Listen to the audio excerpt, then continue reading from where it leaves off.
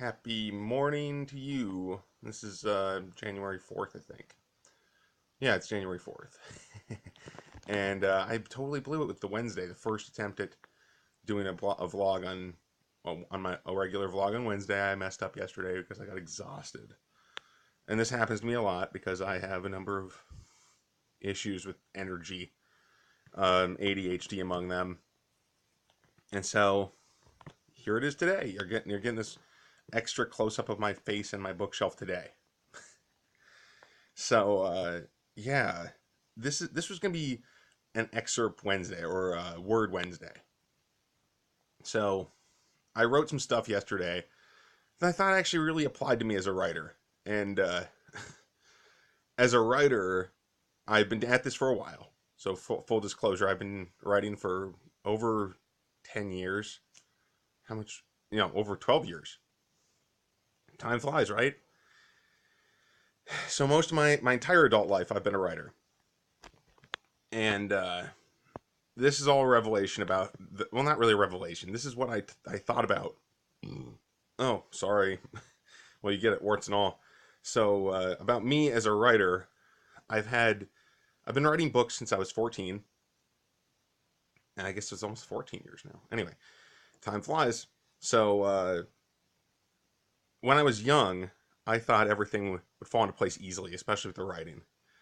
And that hasn't been the case because obviously writing's more difficult than I gave it credit for. And yeah, writing is really difficult at times, but it's also the most fun I've ever had in general. So, as an activity, as a goal, as a thing I work on, it's central to my life. Not like this camera. This camera is not central to my life, and my face is not central to the camera. So, this is a little bit of what I wrote yesterday about my writing career, my experience as a writer. When I was young, I thought everything would fall into place easily. As a college student, I had reasons to be happier and more optimistic than ever before. People sometimes told me I was brave. They really did. Sidebar. But I dismissed them. The world showed me a sadder, less optimistic side, and I started to change. I suffered defeats. Sorry, I can't read my own work.